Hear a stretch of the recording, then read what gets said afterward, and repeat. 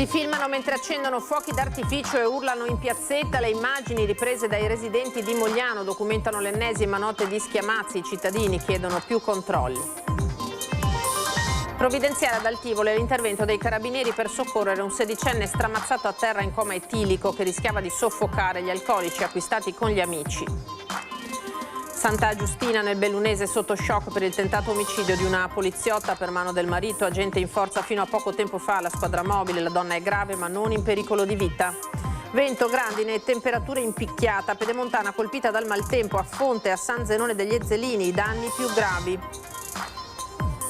Pomeriggio difficile lungo la A4 per un tamponamento tra tir, ferito l'autista di un mezzo portato all'ospedale di Mestre, viabilità in tilt nella rete secondaria tra San Donà di Piave e Cessalto. Autovelox pronti a riaccendersi, soprattutto lungo le strade verso il mare. Questo è il primo effetto del decreto Salvini, dalla strada di Porte Grandi nella zona di Quarto d'Altino alla Treviso Mare, ecco dove. Ci sarebbe un arresto per l'omicidio in Mozambico di Monsignor Osorio, un sacerdote locale che avrebbe assoldato un sicario per ucciderlo. Domani i funerali del vescovo. Consentito per la prima volta in Veneto al paziente di avere con sé la sua cagnolina durante la seduta di chemioterapia. È accaduto a Montebelluna, Regione al lavoro per estendere il progetto a tutti gli ospedali. Buonasera, bentrovati, eccoci in diretta con l'edizione di Treviso dei nostri telegiornali e dunque partiamo dalle immagini della ennesima nottata di schiamazzi a Mogliano, Veneto, con i residenti che protestano e dicono che da anni chiedono senza avere risposte più controlli. Questi ragazzi si sono filmati mentre hanno acceso fuochi d'artificio, urlando, immagini riprese dagli stessi residenti.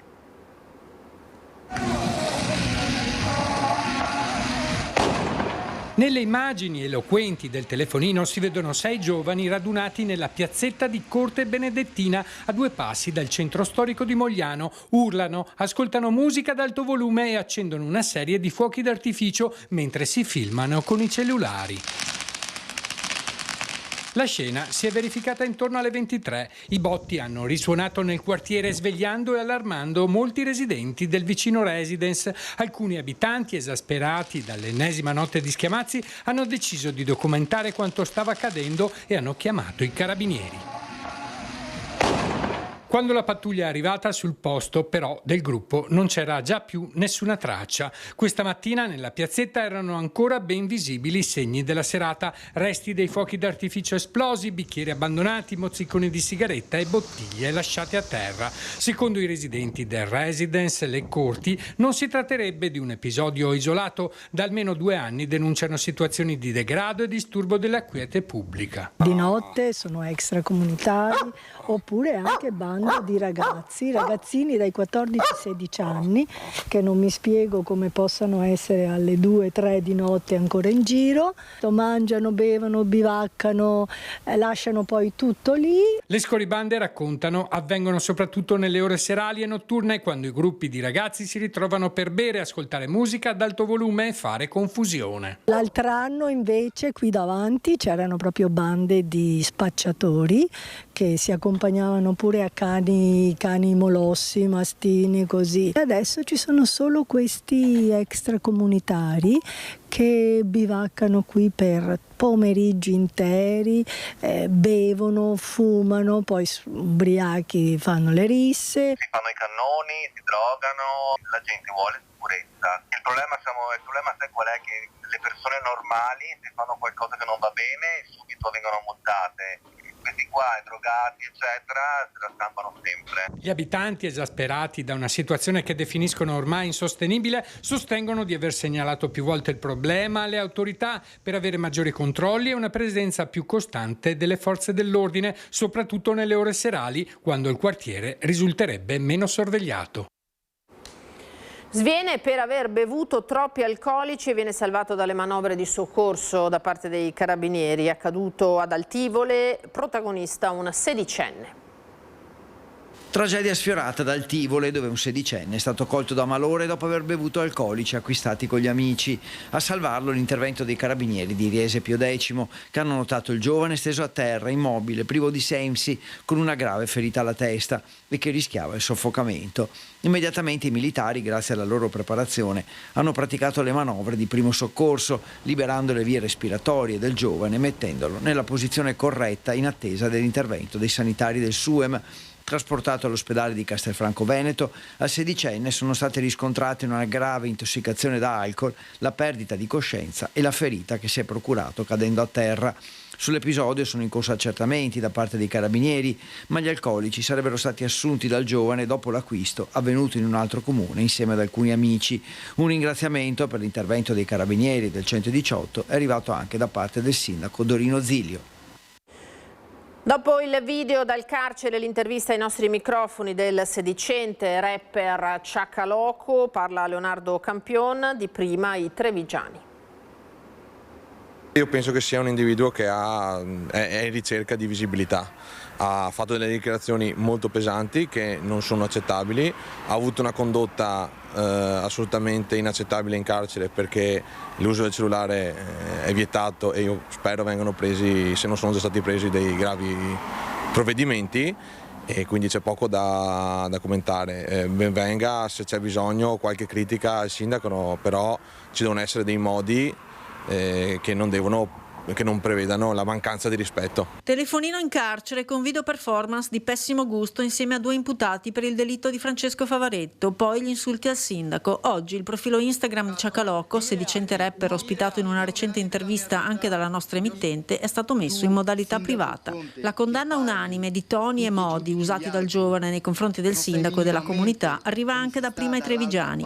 Ma il vero tema per Campion, che ricorda addirittura che una decina di anni fa il personaggio ebbe a che fare con alcuni militanti del suo gruppo, è quello della legalità e della remigrazione. Mi pare anche che abbia avuto a che fare con qualcuno dei nostri militanti un po' di anni fa e non credo sia andata molto bene per lui, però insomma non credo che sia una persona che debba continuare a rimanere nel nostro territorio. Noi ci auguriamo che passi la legge per la remigrazione e quindi vengano presi dei provvedimenti per lui e per persone come lui. La realtà, continua Campion, è sotto gli occhi di tutti e non si può continuare a non vedere. Si vede anche in Europa quello che è successo a Belfast, pare che ci sia sempre più bisogno di questa legge, è una legge che non ha nulla di incostituzionale, quindi è fatta per allontanare e togliere dal nostro territorio chi non ha diritto di starci, chi non rispetta le nostre regole e per chi invece vuole integrarsi non c'è nessun problema. Non deve essere però un'assimilazione, quindi devono essere queste persone ad adattarsi ai nostri usi e costumi e non di certo il contrario. Posizioni vicine a quelle del generale Vannacci, che il comitato osserva con attenzione. Noi stiamo a guardare cosa sta facendo, ovviamente noi come comitato non abbiamo problemi a collaborare con nessuno, però noi facciamo il nostro cammino e portiamo avanti i nostri valori indipendentemente da chi ci appoggia o meno. A Treviso c'è bisogno di questa legge? Sicuramente a Treviso, come in tutto il resto dell'Italia e probabilmente anche dell'Europa. La cronaca giudiziaria adesso si è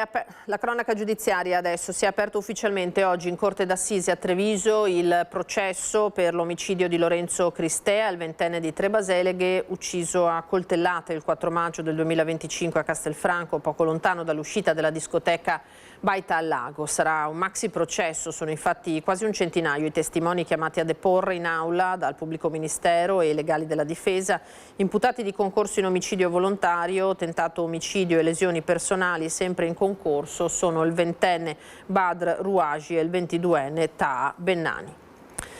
Il maltempo di ieri, vento, grandine e temperature in picchiata per la Pedemontana, è stato davvero un brutto pomeriggio, colpita dal maltempo, da Fonte a San Zenone degli Ezzelini, dove si sono registrati i danni più gravi.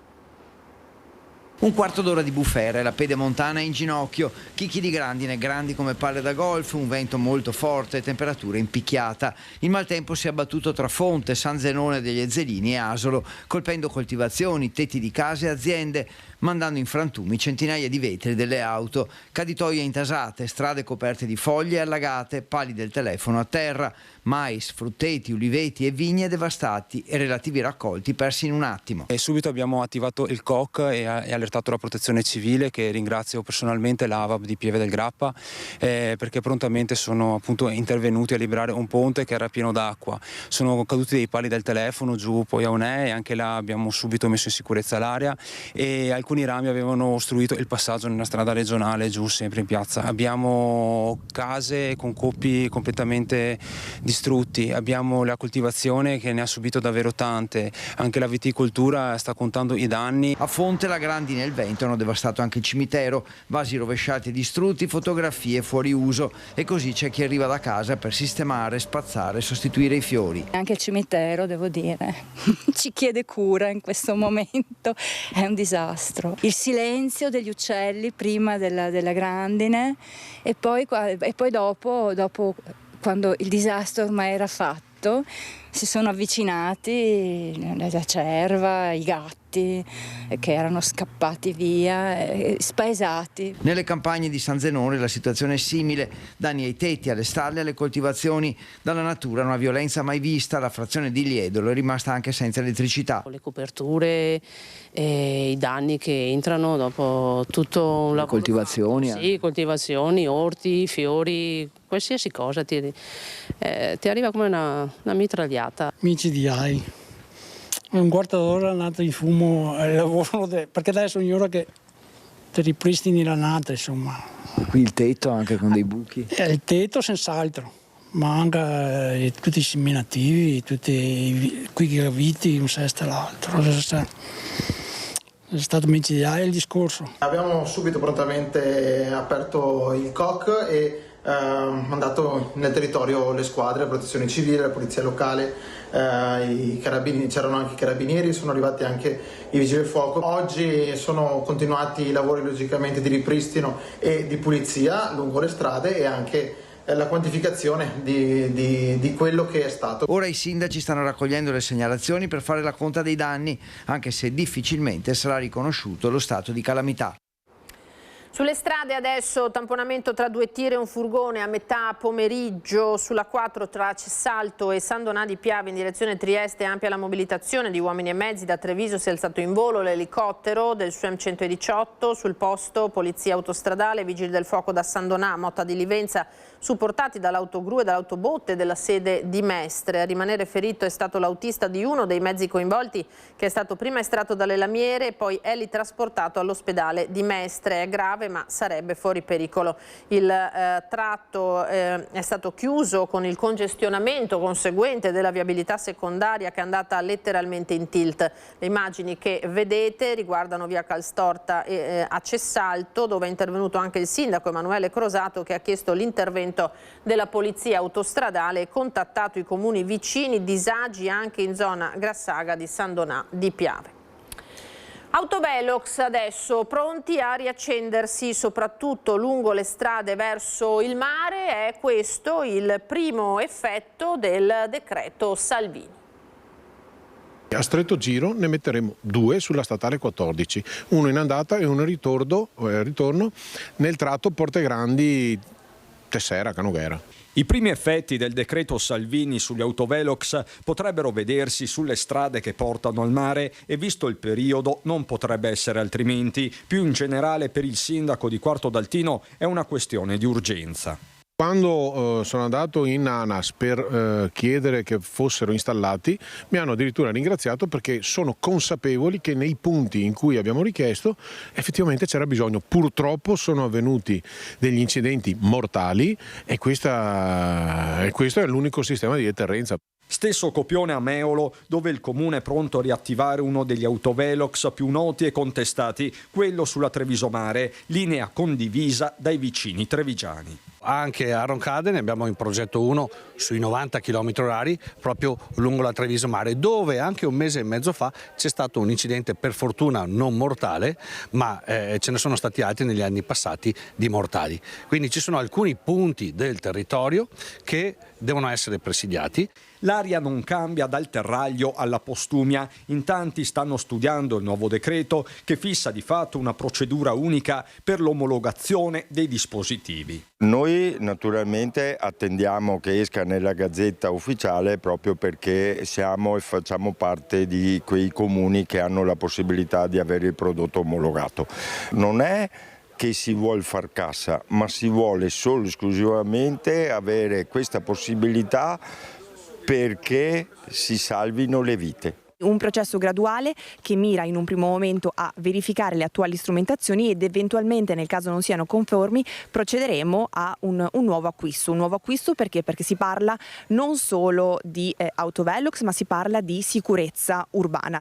Fuori dal coro Ivano Durigon, sindaco di Quinto di Treviso, che per scelta non ha autovelox in dotazione né ha intenzione di acquistarli, meglio T-Red e controlli mirati. Lo strumento autovelox serve anche per la sicurezza, l'importante è che non si esageri, che non serva solo a fare cassa in determinati posti, perché è certo che là non si possono rispettare i limiti di velocità, quindi credo vanno usati col giusto modo.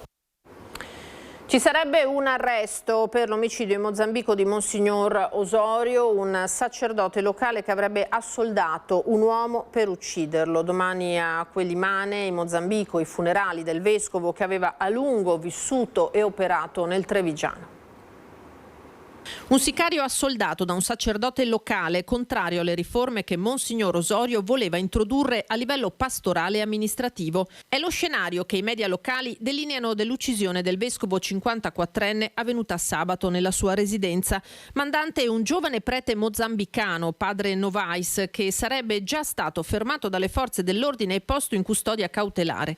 Monsignor Osorio Citora Afonso, vescovo di Quelimane in Mozambico, era stato trovato ucciso sabato scorso con un colpo di arma da fuoco, una vera e propria esecuzione secondo le autorità locali per mano, stando alla ricostruzione che emerge in queste ore, di un sicario che per un paio di giorni si sarebbe nascosto nella residenza. Sempre lì venerdì sera durante una festa sarebbero stati distribuiti dei drink con sonniferi così da stordire i presenti nella residenza episcopale. Non è chiaro un eventuale coinvolgimento delle guardie presenti. Conferme o smentite ufficiali dalle autorità locali ancora non ce ne sono. Notizie che arrivano mentre nelle diocesi della Marca, dove padre Osorio era conosciuto per essere stato superiore dal 2014 al 2016 di Casa Amilaico a Nervesa, ci si prepara a celebrare le 2 veglie di preghiera in sua memoria il 18 e 30 giugno, presiedute dai vescovi di Vittorio Veneto e di Treviso Riccardo Battocchio e Michele Tomasi. La politica adesso, Matteo Salvini rinvia tutto alla prossima settimana, ma dietro lo stop alle nomine si intravede la partita più delicata per il futuro della Lega, il rapporto con Luca Zaia, il peso dei governatori, la ricerca di un nuovo equilibrio interno dopo la nascita del movimento di Roberto Vannacci. Le difficoltà della Lega, certificate dai sondaggi che parlano di un calo dei consensi, è nella mancata fumata bianca al Consiglio federale di ieri a Roma. Matteo Salvini ha scelto di prendere tempo sulle nomine interne dei nuovi vice segretari, Luca Zaia e Massimiliano Fedriga, rinviando tutto alla prossima settimana. Una scelta che fotografa un partito ancora alla ricerca di una sintesi tra le diverse anime territoriali. Al centro del confronto c'è soprattutto il ruolo del Nord e dei governatori. Luca Zaia, forte di un consenso personale che continua a rappresentare un patrimonio politico per il Carroccio, non ha scoperto le carte, ma ha ribadito la necessità di una svolta a Nord. Un messaggio che molti interpretano come la richiesta di rafforzare il peso dei territori nella catena di comando del partito. Accanto all'ex governatore veneto si sono mossi anche i presidenti di regione e diversi dirigenti locali, convinti che la Lega debba recuperare identità e radicamento dopo anni di espansione nazionale. Non è un caso che il dibattito abbia riguardato anche la riorganizzazione della segreteria e gli equilibri tra le diverse aree geografiche. Sul tavolo pesa inoltre la questione Vannacci. La nascita di Futuro Nazionale e il progressivo avvicinamento di amministratori e militanti al generale hanno acceso più di una preoccupazione. Salvini continua a minimizzare il fenomeno, ma la perdita di consenso registrata in alcune realtà del Nord impone una riflessione strategica. A Castelbrando adesso, a Cison di Valmarino, 3 giorni di focus sul sud-est asiatico, un evento promosso dalla Camera di Commercio di Treviso e Belluno e da Venice Promex. Dei rapporti, 30 operatori internazionali provenienti dal sud-est asiatico e 53 aziende in dialogo su opportunità e soluzioni che possono avere un reciproco beneficio. Un mercato enorme e giovane che può aprire orizzonti all'export e al business delle imprese che oggi sono costrette per eventi di geopolitica o di dazi trampiani a reindirizzare produzioni, approvvigionamenti ed esportazioni. Abbiamo 2 elementi, tantissima popolazione ma anche tanta italianità. Questo mi riferisco ad esempio all'Australia, tanta popolazione in Cina, in India, Giappone, mercati interessanti per noi, per il Made in Italy che ha un suo appeal molto importante, e quindi dare ai nostri imprenditori una prospettiva e una visione di questi mercati è dovere da parte del sistema camerale, quindi di Assocamere Estera, che è la Camera italiana nel mondo, la Camera di Treviso e Belluno, e ovviamente tramite Venice Promex, che è l'agenzia deputata a sviluppare questi progetti. Una presenza bassa finora, quella italiana nei mercati asiatici, vuoi per la distanza fisica, vuoi per la poca conoscenza, ma le cose stanno per cambiare. Però adesso ci facciamo forti, tra virgolette, con i nuovi accordi che il governo italiano ha sviluppato con l'India e dell'accordo europeo con l'Australia. Quindi ci sono, credo veramente, se l'imprenditore le sa cogliere, tante opportunità, visto che i mercati, direi domestici, come quello europeo, il mercato americano con dazi e non dazi, eccetera, sta mettendo un po' forte in crisi. Poi ci sono ovviamente, dico ovviamente perché purtroppo ogni giorno ce n'è una, queste tensioni internazionali, guerre e quant'altro, che fanno sì che i consumi in Europa, in questi paesi, siano contenuti, insomma. La Camera di Commercio di Treviso e Belluno e Venice Promex hanno invitato a Castelbrando, a Cison di Valmarino, operatori di Thailandia, Vietnam, Filippine, Cina, Giappone, India, Singapore, Corea del Sud e Australia. Se escludiamo l'agroalimentare, che cammina su un altro pianeta, c'è spazio per tutti per crescere e implementare le opportunità. Abbiamo delle eccellenze, ne cito alcune. Il settore aerospaziale, ad esempio, è un settore che è in grande espansione e noi avevamo iniziato come Venice Promex ad affrontarlo nel 2018-2019. Poi abbiamo il settore biomedicale, altro settore importante, e poi abbiamo il settore ovviamente straconosciuto della meccanica, metalmeccanica, e adesso ad esempio in questi giorni durante questo forum ha ripreso forma in modo molto importante il settore del mobile arredamento, intendendo per questo il grande valore del design italiano e quindi anche delle opportunità di mercato. Ci fermiamo adesso per qualche istante di pubblicità, tra poco. Torniamo in diretta con l'edizione di Treviso dei nostri telegiornali. Torniamo a Fonte, ma per un caso davvero particolare. La Guardia di Finanza sequestra l'area in cui ci sono anche la sua casa e l'azienda, e allora questo signore, questa persona che abbiamo intervistato, ora vive in auto e già dal 25 di maggio. Ho i miei problemi, cioè 76 anni ci sono, con tutti i problemi che ho. Scusate ragazzi, scusate. Lei ora non sa per quanto... No, non lo so. Solo Dio. Io ho fiducia in Lui e spero che mi dia una mano. Da oltre 2 settimane vive in auto insieme al figlio. È la situazione di Franco Pietro Bon, 76 anni, costretto a lasciare la propria abitazione dal 25 maggio, giorno in cui la Guardia di Finanza ha posto sotto sequestro l'area dove sorgono sia la sua casa sia l'azienda che gestisce da una vita.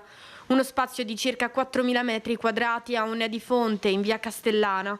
Piccolo imprenditore, porta avanti un'attività di import ed export di parti di autoveicoli e non solo. Hanno sequestrato l'area che dicono che sto inquinando, ma questa qua è la quarta volta che lo fanno. Perché dicono che ho un'autodemolizione che è già abusiva. Io non ho un'autodemolizione, ho un import-export riconosciuto dal tribunale che mi ha assolto nel 2010. Mi sono rivolto anche al comune, ma mi ha risposto che mi danno una casa provvisoria e io non credo più. Non posso credere a quello che dicono. Oggi vive nella sua auto parcheggiata a bordo strada in condizioni precarie. L'auto non va perché l'alternatore non carica, perciò non ho aria condizionata, non posso muovermi come voglio.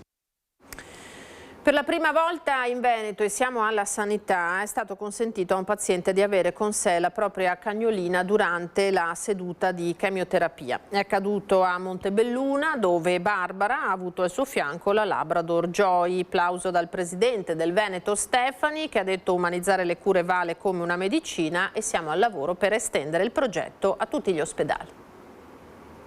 Grande mio amore! Amore mamma me! Quando sono con lei anche i dolori si calmano. Adesso vabbè, io non ho dolori, però all'inizio sono arrivata a casa che avevo problemi e le tenevo la zampa.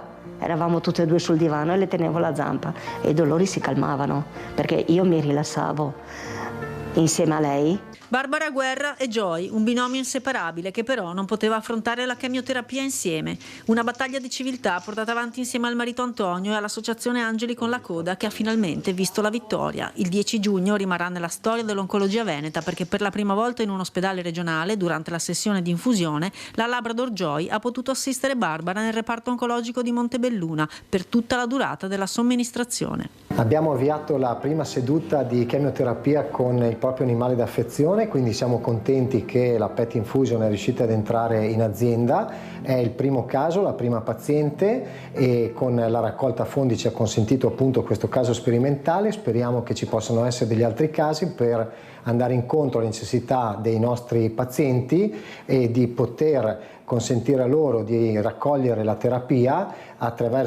con il proprio animale d'affezione e quindi allietare una situazione sempre difficile per i nostri pazienti. La sperimentazione ha coinvolto la direzione medica, il day hospital, il risk management, il servizio aziendale per la prevenzione del rischio infettivo e il servizio di igiene urbana veterinaria. Insieme si è definita una procedura aziendale che disciplina l'accesso dell'animale in condizioni rigorosamente controllate e previamente autorizzate. Ma dietro a tanto lavoro il risultato è evidente. La felicità di Barbara, Joy e Antonio non è nemmeno descrivibile e per chi volesse donare la raccolta fondi continua. È una gioia, come dico sempre è una gioia, in tutti i sensi lei, veramente. Vieni Gioia. Veramente, io mi ritengo molto fortunata perché in tutto il decorso della malattia sono stata assistita veramente, mi sentivo una principessa, si può dire.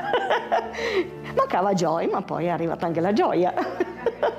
È abituata a vivere anche lei la malattia con me e di conseguenza siamo sempre insieme. Dopo queste immagini ci spostiamo a San Zenone degli Ezzelini, perché prima della violenta grandinata che si è abbattuta sul territorio creando non pochi danni, lo abbiamo visto prima, c'era stato un momento di festa per l'inaugurazione di un'importante opera viaria. La definisco anche questa una giornata storica perché finalmente abbiamo aperto la totalità della rotatoria, quindi abbiamo realizzato proprio quella che è la nuova viabilità del centro di San Zenone, quindi messo in sicurezza definitivamente il nostro centro. Aperta nella sua interezza la rotatoria a fagiolo in pieno centro a San Zenone degli Ezzelini, che va a ridisegnare completamente il cuore del paese, mettendo in sicurezza soprattutto ciclisti e pedoni con un'ampia area dedicata a ridosso dei negozi presenti lungo via Roma Provinciale 248. Un lavoro arrivato dopo una ferma presa di posizione, ricorderete, del Comune nei confronti della Regione, rientrando il progetto della rotatoria nelle opere complenarie all'SPV. Cosa cambierà per gli automobilisti in transito? Dovranno percorrere tutto l'anello della rotatoria, prima ce n'era una semplice, adesso sono due collegate tipo a fagiolo e quindi bisognerà percorrere l'intera rotatoria per andare in direzione sud o nord o est o ovest, ma una viabilità che sicuramente si semplifica e si mette appunto in sicurezza. Tempi per veder completato tutto il lavoro? Speriamo per l'autunno di riuscire a fare una bella inaugurazione del nostro nuovo centro. Tra l'altro proprio oggi è stata riaperta e c'è una ricorrenza che a lei è particolarmente cara. Sì, infatti, perché proprio 2 anni fa sono stato riconfermato sindaco e allora insomma avere mantenuto una delle promesse, tra l'altro uno dei progetti più importanti che abbiamo come amministrazione, proprio oggi aprire la rotatoria, diciamo che è un bel compleanno da sindaco. Allora, torniamo a Treviso adesso, ripartiamo dalle immagini dei momenti di apprensione che si sono vissuti poco dopo mezzogiorno, eccole qua, in via Manin, pienissimo centro città, dove c'è stato un cedimento interno in una casa non abitata, nessuna persona è rimasta quindi coinvolta, l'immediato intervento dei vigili del fuoco che hanno operato per mettere in sicurezza l'edificio, bloccando temporaneamente il transito sulla via e dunque risolvendo quantomeno l'emergenza, il problema che riguardava l'esterno, e poi naturalmente si procederà con le verifiche interne. 1000 nuove piante a Treviso, inaugurato a Selvana l'intervento di forestazione sostenuto da sponsor, realizzato in collaborazione con il Comune. In una città sempre più esposta al caldo, al consumo di suolo e alla perdita di biodiversità, 1000 nuovi alberi rappresentano soprattutto una promessa per il futuro. A Selvana, un'ex area agricola abbandonata torna a vivere grazie alla nascita di un nuovo bosco urbano di 10.000 metri quadri, un luogo che oggi appare fatto di giovani piantine, ma che domani diventerà ombra, aria più pulita, rifugio per uccelli e insetti, spazio di incontro per famiglie e cittadini. Una tecnologia antica quanto il mondo, quella della fotosintesi clorofilliana, che però fa vivere il pianeta, nessuno escluso. In questo momento storico in cui siamo tutti un po' ubriachi di intelligenza artificiale, abbiamo a dimostrazione la miglior tecnologia che il genere umano abbia mai conosciuto, che è quella naturale. Da un piccolo seme nasce una pianta che genera ossigeno e quindi tutto ciò che serve a noi per vivere, assorbe la CO2, consolida il terreno, preserverà la falda acquifera, trattiene il particolato, insomma fa tutta una serie di cose bellissime in maniera gratuita, e quindi, come dire, dobbiamo imparare molto da questo esempio. Un progetto che nasce grazie alla volontà del Comune di restituire a verde pubblico un terreno strappato all'edificazione e che presto vedrà il progetto allargarsi anche al terreno adiacente dall'altro lato della strada. Continua il progetto di forestazione urbana cominciato ormai 6 anni fa, e qui ne abbiamo un esempio bellissimo, e ancora una volta in collaborazione con un'azienda che ho definito illuminata anche per la loro ragione sociale, ha deciso di contribuire grazie al programma Zero CO2 e a Mosaico Verde per mettere a dimora questi 1000 piante, di cui una trentina già a pronto effetto, e quindi abbiamo dato ancora una volta un'idea vera di cos'è la salvaguardia dell'ambiente, e questo ne è un esempio.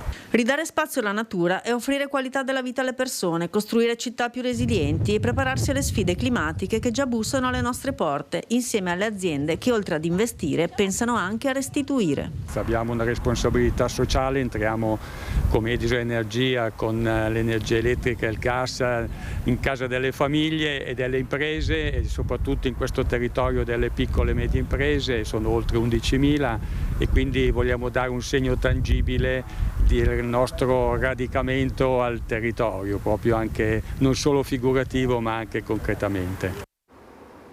Adesso noi andiamo alle notizie dal Bellunese.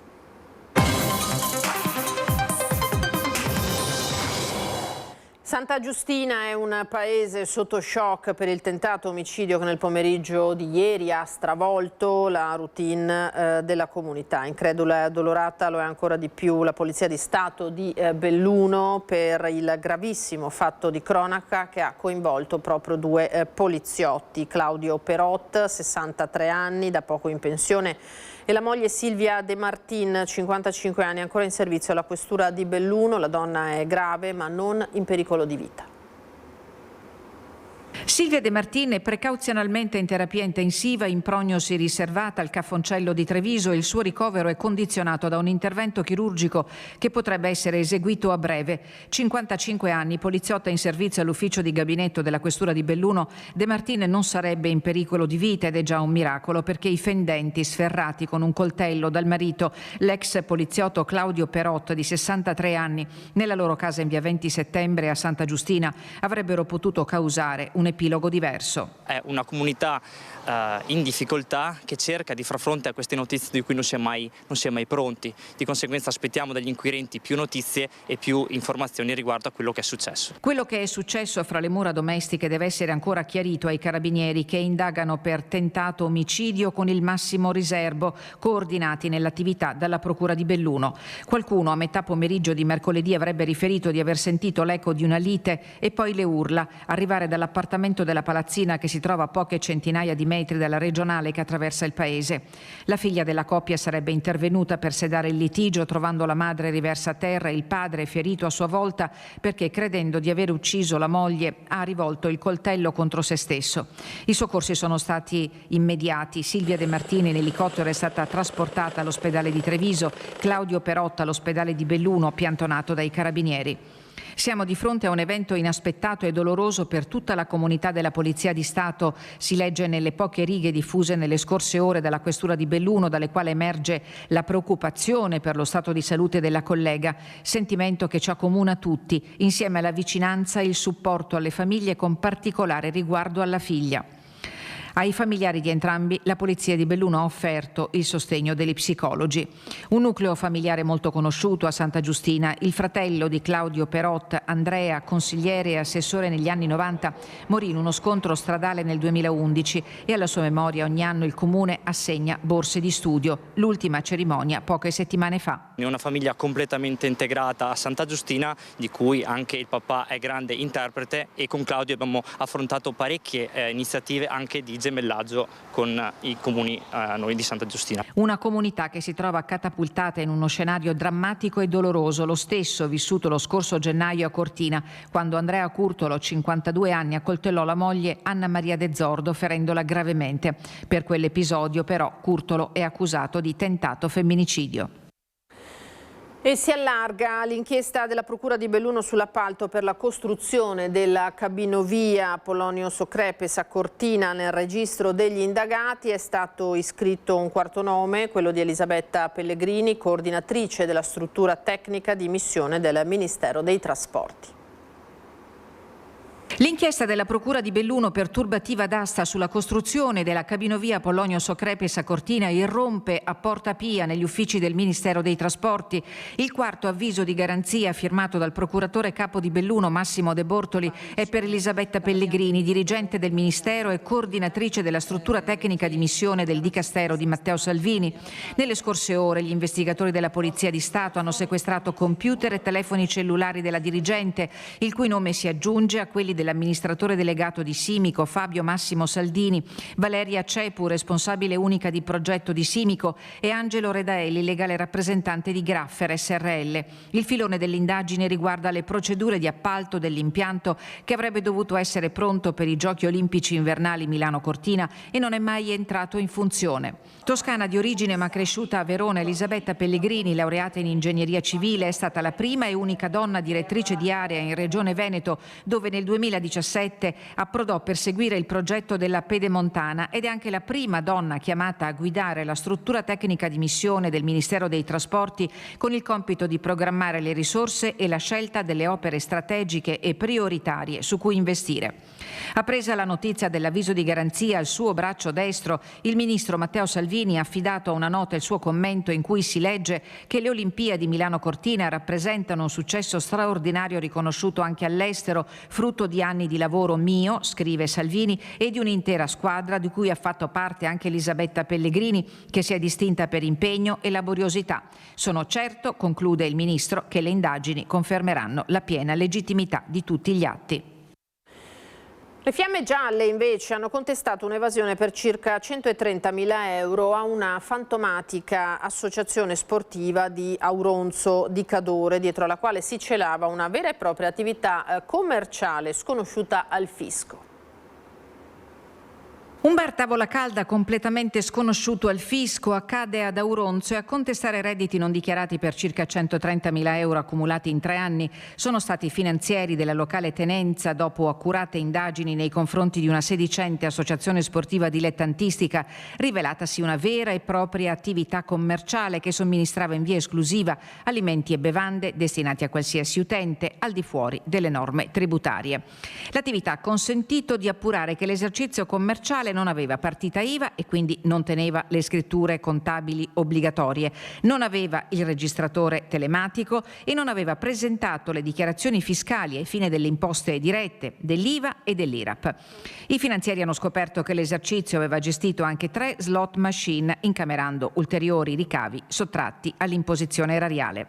La verifica incrociata dei dati ha definito la reale portata dell'attività occulta. L'Agenzia delle Entrate ha già emesso gli avvisi di accertamento relativi alle contestazioni mosse nei confronti del legale rappresentante della fantomatica associazione sportiva.